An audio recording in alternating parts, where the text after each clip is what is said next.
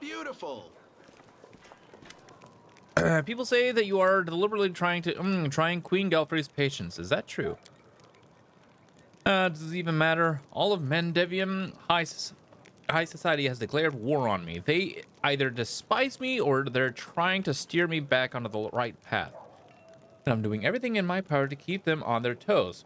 I relish the prospect of all the fun this mess in Canabras will bring. I shall either commission a song about the great Canabras fiasco from a certain talented bard or confuse the jewelers with a rather tall order. A batch of silver dragon toys with detachable heads. Give me a week and they will be in every shop in the capital.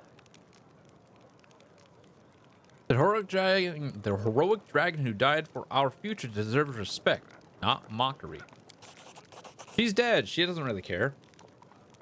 Jesus. I shall enjoy 3 or 4 minutes of rather pleasant thoughts about the rage of the chosen sanctimonious fools who pestered me the most. May I ask you a few personal questions? You can try. I've heard stories about the tragedy that befell your family. I hope you don't feel obliged to offer me your sincere condolences and on this unfortunate occasion. My whole family, my entire noble line, they all died, and demons are to blame. It's not like I actually loved any of my relatives except for my mother, but what's gone is gone. The family crypts are full of corpses. What do you cherish most in life? There are far too many things that I cherish to fit them all in a single conversation. Believe it or not, but I might be one of the most life-loving people you've ever known.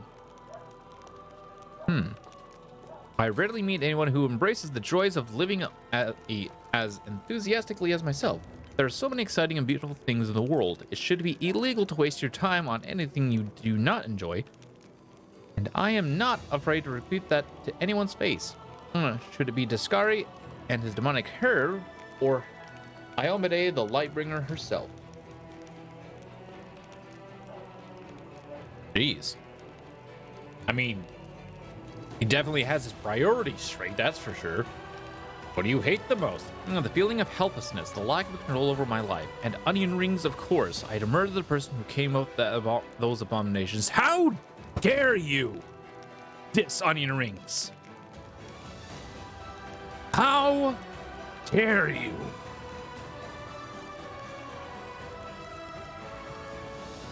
Can I murder this guy now?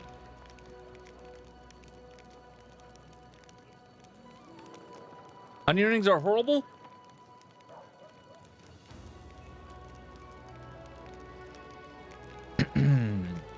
Azalea. I'm not going to ban you. I am not going to ban you.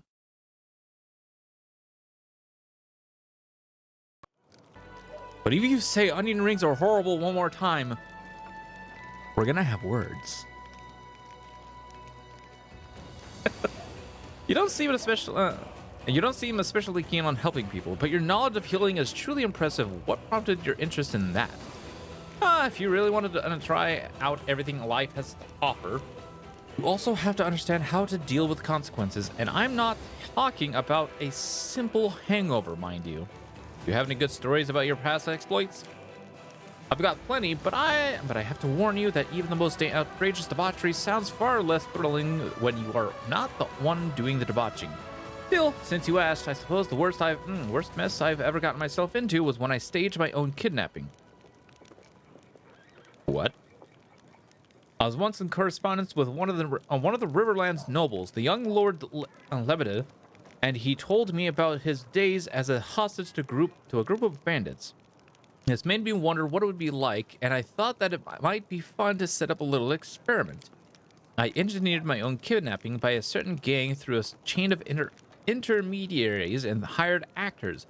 Those fellows took the job very seriously. They caught me by surprise, killed my 2 bodyguards, and even tied me up. Of course, the whole thing seems preposterous now. Lebeda from Kingmaker? Apparently.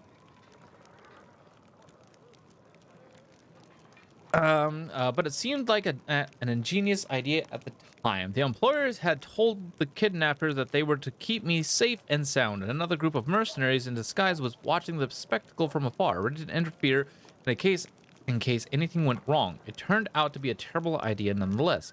It wasn't the least bit of fun or exciting. Sure, those bandits had been unable to torture or hurt me physically in any way, but they had plenty of other non-invasive methods of humiliation in their arsenal. Taking almost all of your clothes off and splashing ice-cold water all over you, for example. Ugh. I can't even remember if I said anything truly offensive to provoke them, even though I initially planned to let them go after the ransom. Their overly emotional reactions made me change my mind. I told my mercenaries to hang them all on the spot. I suppose the whole ordeal taught me a valuable lesson, which is what I am not built for, is that I'm not built for hardships and trials. Wait, you just told me that a couple of your bodyguards died during the staged kidnapping.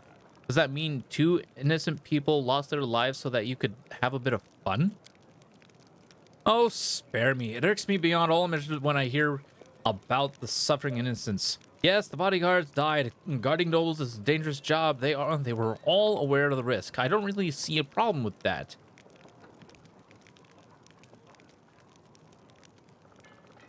Oh. Besides, they proved their incompetence. They would have stood no chance against real kidnappers. Your cruel jokes bring people nothing but misery. And? So that was a stupid idea. Now I'll tell you a truly brilliant one. Prelate Helleron had always strictly prohibited any public celebrations in Canabras, and he always picked on me for my lack of respect for the fallen and whatnot. His grumbling annoyed me so much that one day I drove 4 barges into the city harbor and set up a celebration on their decks. The ships on the river didn't fall under the prelate's jurisdiction, you see. And so all he could do was snarl at me from the embankment.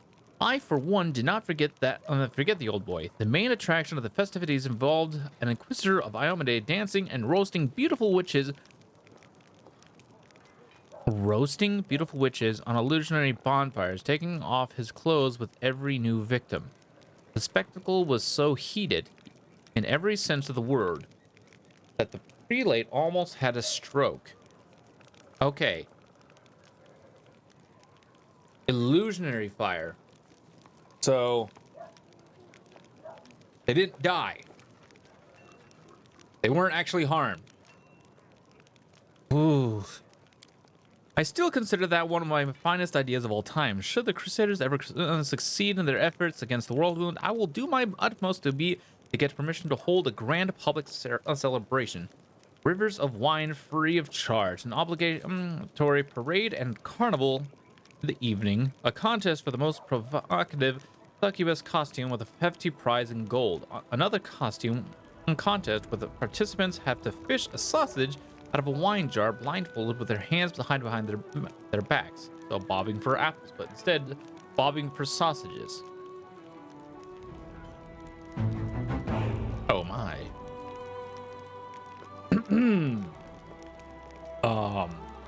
Phrasing. The wine will symbolize the blood of all the dead heroes of the war, and the sausage, well, they'll find a heroic meaning for that as well. He dressed a male escort up as a prelate Helleron and had him do a strip show as the female workers pretended to burn to death. Classy. Oh, okay. That's what it meant. Okay.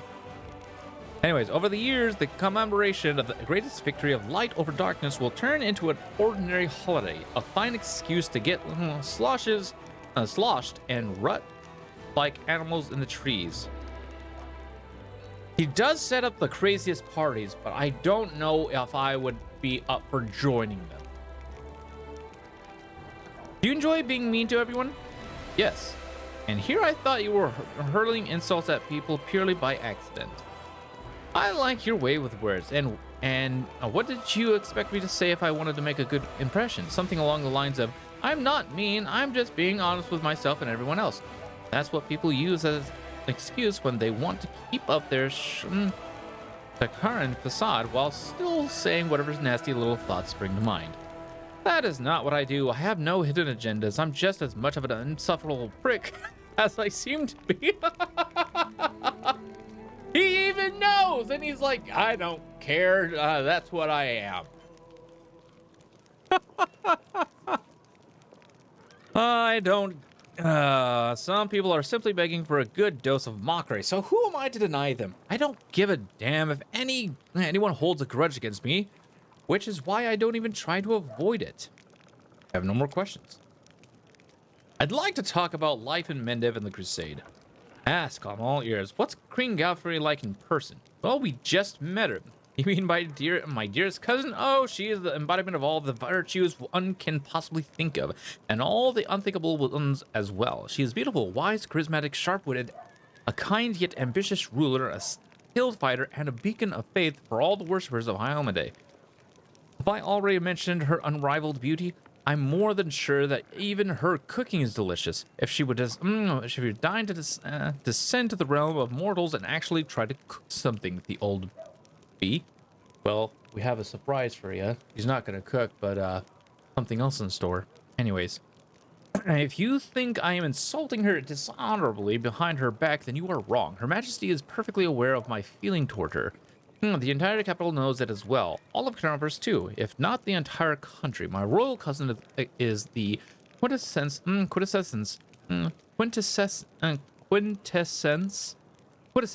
of everything that irritates me about glorious motherland. Her flamboyant righteousness, forced selflessness, and sadly her sincere devotion and austerity. I must give her credit for one thing, though. She somehow managed to keep this country united, even despite the unrelenting demonic threat and the influx of thousands of foreigners every day. Galfrey of Mendev is like a demigoddess to many of our paladins. She is the Crusader Queen, the Sword of Iomedae. Is there any other monarch on Galarian whose subjects love them so ardently? The church pays for her life elixirs so that she can continue to be the cement that keeps the crusade together. Without her, this whole war machine would fall to pieces immediately, and I'd so love to watch it crumble. This holy pot is in need of a good stir. What's your opinion on Amanda today in general? It doesn't exist. Oh, okay. Well.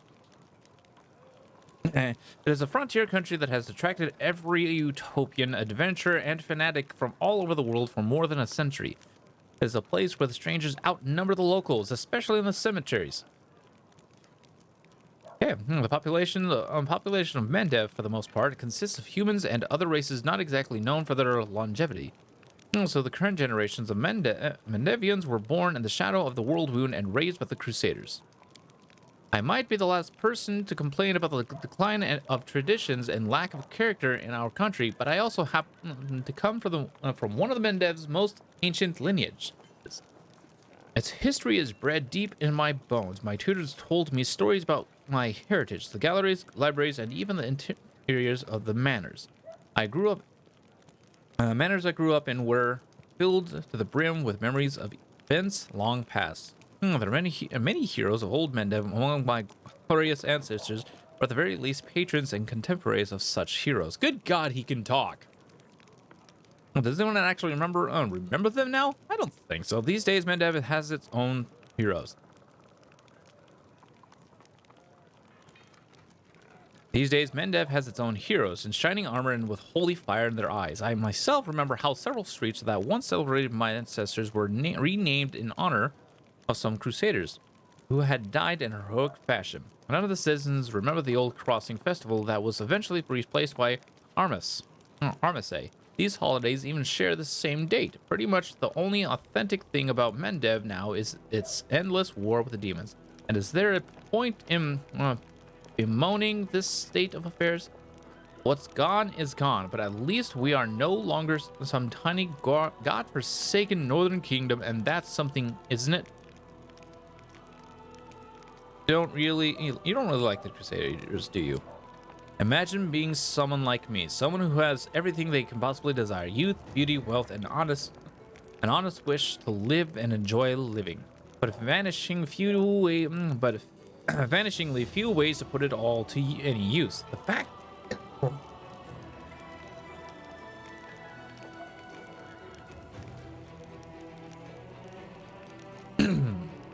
The fact that the word fun itself is not yet outlawed in Mendev must be due to some bureaucratic oversight. You can celebrate your victory solemnly. You can wet your whistle after a challenging battle. But what about real fun, joys, pleasures? I can't remember a single evening at court without someone chastising me, chastening me for my banquets, my lovers, my mistresses, my luxuriant clothes, my everything. It would have been a lot easier to tolerate all those hypocrites if they took a break once in a while. Instead, there was a constant fuss about how I wasn't doing anything for the greater good and how I only brought shame to my royal cousin. He got a lot of opinions about himself, doesn't he? Anyways, what do you think of our enemies? Do you mean the demons themselves or the followers? The former deserve to be cleansed with heavenly fire for their unholy origin alone, and the latter for their idiocy. I don't understand why a sane person would submit themselves to Skari or Cabriri. All right. Lady Nocticula almost seems like a bearable enough mistress, yet there are so many other cultists. They've tried to recruit me twice already, and I'm not even that old. First, a very pretty tiefling girl tried to seduce me, then they came with promises of Lord of Baphomet's endless boons. I still wonder what exactly the old horned head could offer me that I don't already have.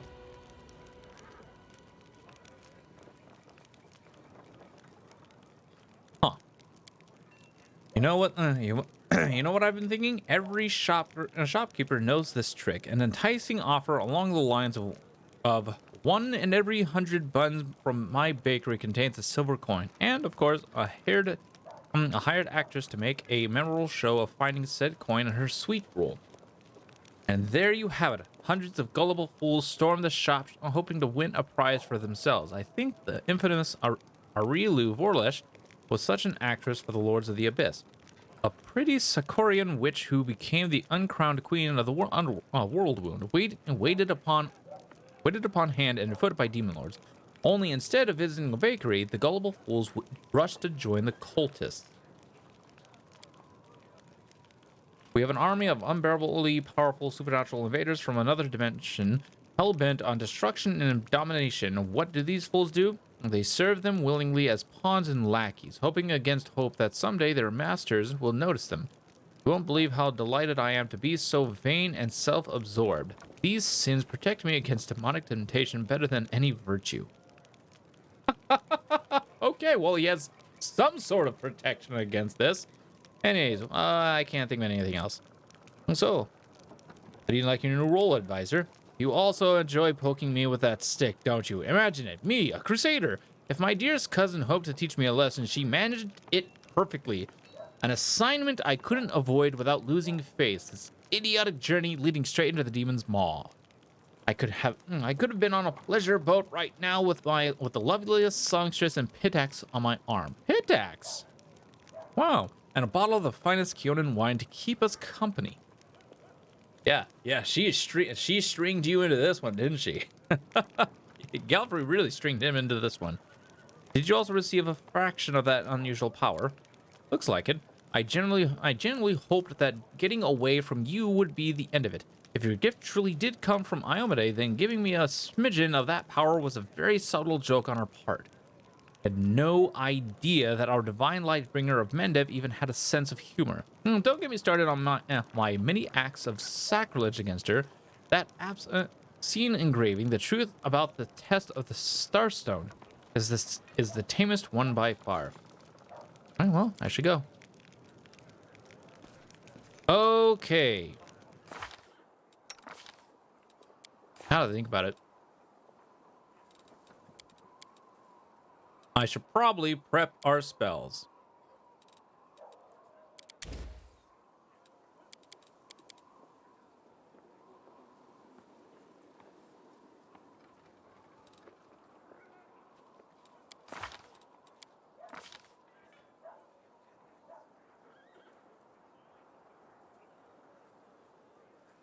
Luck domain. Good domain. Okay. Oh, hold on, honey.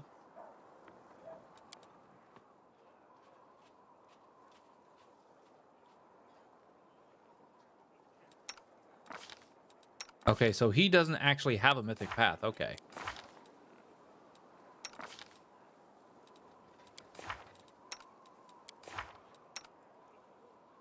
No mythic powers. Mythic rank 0. Okay. Well then.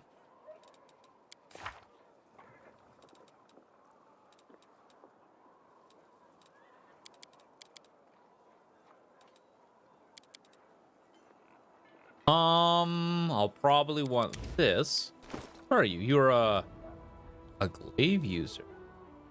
Oh, I got just the glaive for you, buddy.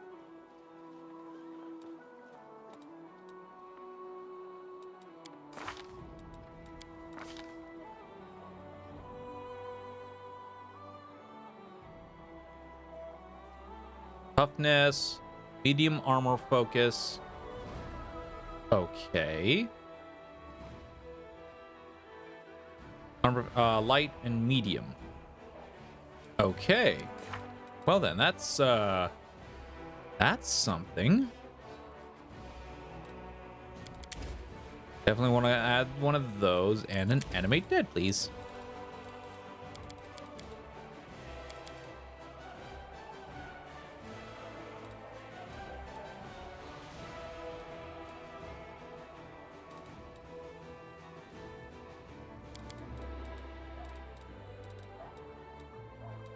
Oh, well. I suppose. I mean, after all, we're gonna be fighting mostly evil characters anyways. Take a couple hold persons.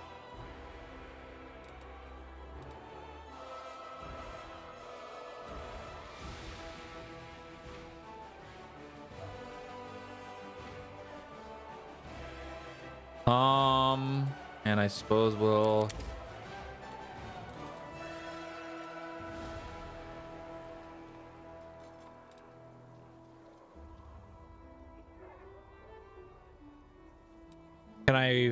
Can you fully respec companions from level 1 now? Or did he just join at level 1? Oh, he joined at level 6. So, no.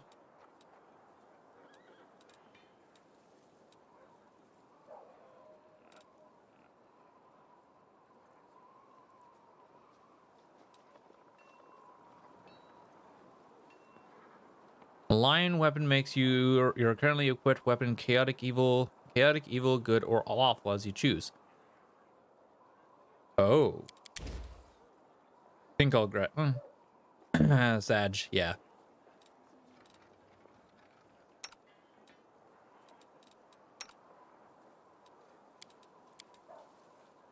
God, she can do so many spells now. Yes. You, however, oh my God. Need to do one of these, a couple of these, and a couple more, and a couple of fireballs. Oh, yes, please. Oh my God. This is, oh wow. Yes. This is great.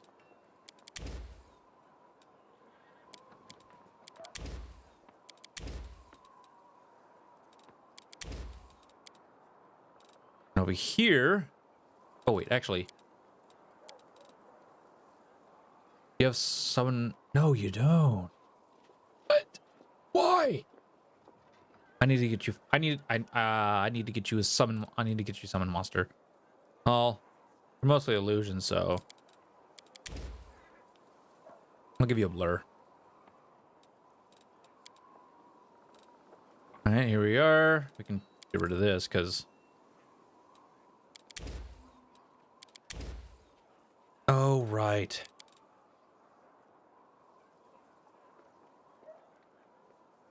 Oh, you're not good with necromancy either. Okay. That's good to know.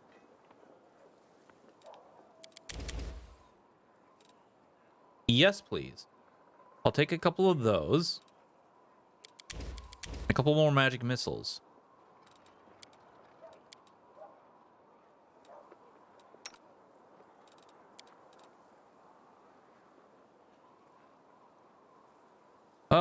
I'm gonna keep at least a couple of heal spells on her. Especially since Buddy here is... Yeah. Okay, so I could probably take, nope, I can actually take these off now.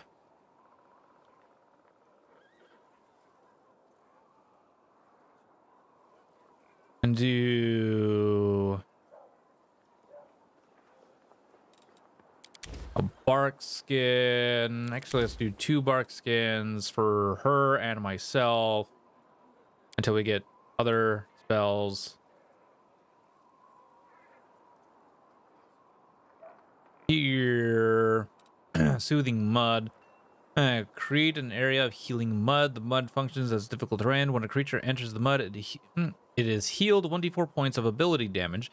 A creature can be healed of ability damage this way only once per day. Also, each round after, the mud restores 1 hit point to the creature.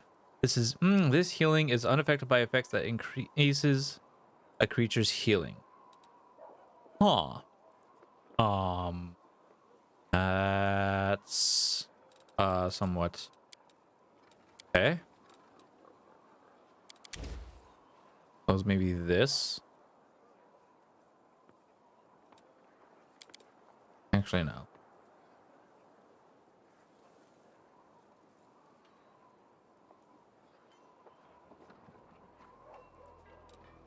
Let's just do one of those.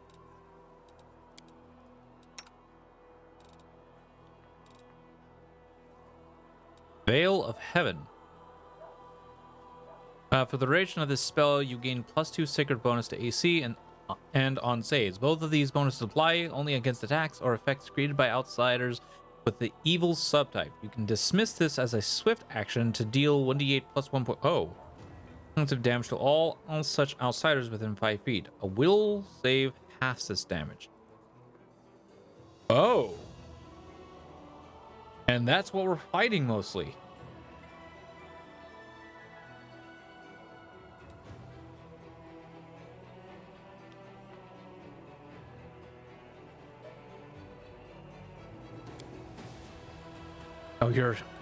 Your intelligence is not 11. Okay, gotcha. Good to know.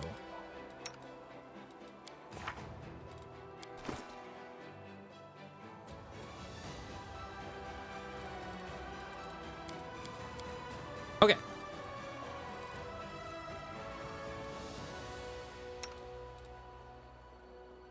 So, yeah. I think that part is set. Let's see what we can do. I don't think I really talked to her at all.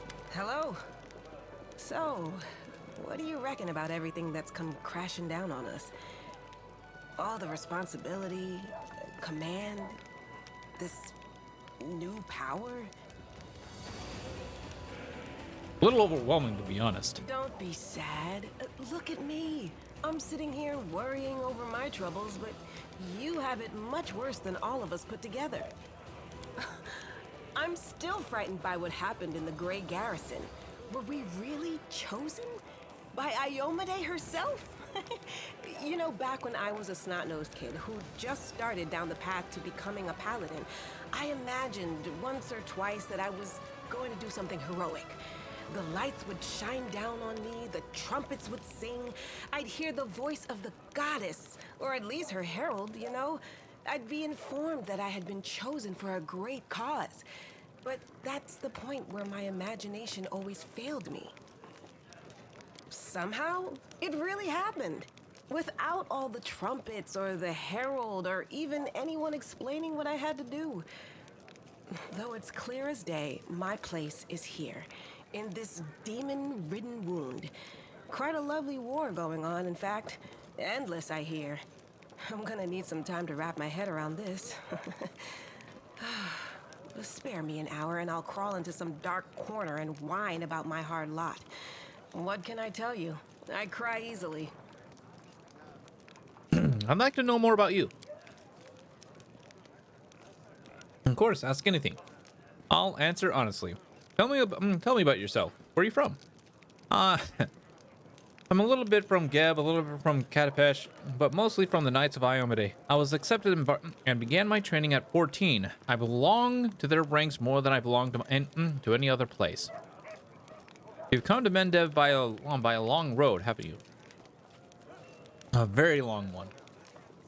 A traveler is expected to have amusing stories. Unfortunately, I have only 3 tales of any interest, and I'd like to save them for our next feast. Otherwise, I won't have anything to show for myself when it's time to start bragging, and that just won't do. Especially since I'll win the night with my cautionary tale of a battle with chupacabras. Chupacabras, fascinating. Can't they drink their victims' blood during combat and gain strength from them? Oh yes.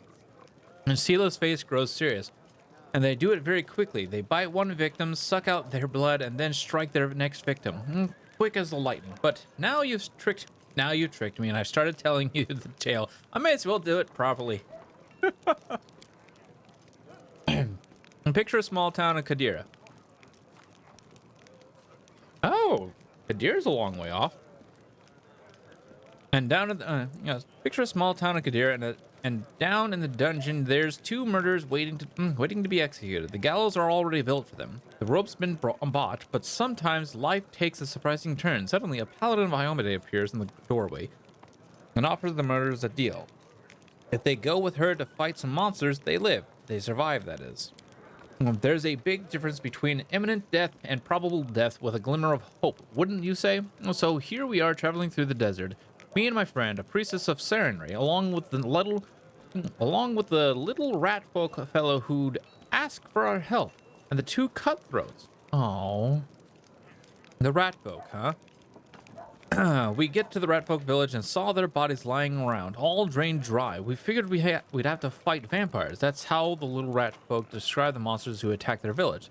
That's why we went in all brazen-like. The sun was high, and the vampires couldn't attack until dusk. But we never got a chance to look around. Black shadows, quick as the wind, attacked us from all sides. Not vampires, but chupacabras. One of the lads we pulled from the gallows got killed right away. The second one ran for his life. That left me, the ratfolk, and Kira. That was the name of the priestess, and we all steeled ourselves to the fight of our lives. And just when we thought the end had come, with the chupacabras surrounding me like a pack of dogs around a bear, and our ratfolk sprang wounded and down, and the teeth of the quickest of those blasted monsters was clenched on Kira's shoulders. Right then, all hope was lost. The other lad from the gallows suddenly comes running back. He kills the beast attacking Kira. I'm sure you know what a turning point in the fight looks like. Well, this was it. A moment before we were lost. A moment later, we had it back under control. Chupacabras dropped dead, one by one. The little rat folk is reunited with his family, who were hiding in the basement. The priestess and I closed the eyes of the boy from the gallows who saved us. It was a shame he didn't survive the fight. May the gods keep his soul in its journey through the afterlife. That's a good story. He could have died in disgrace on the gallows, but instead he died a hero. And I'd fancy the stunt earned him some points at his final judgment. It's smart to remember our journey doesn't end in death. Had it not been for the mercy, Milos, that was his name, would be hanging from a noose, and me, Kira, and all the rat folk would be dead at that village. Someone told me that kind of deed done by an unkind person is 100 times more precious. But the same token, an evil done by a noble soul is 100 times more horrifying. That's what I really wanted to say. The chupacabras were just a good starting point.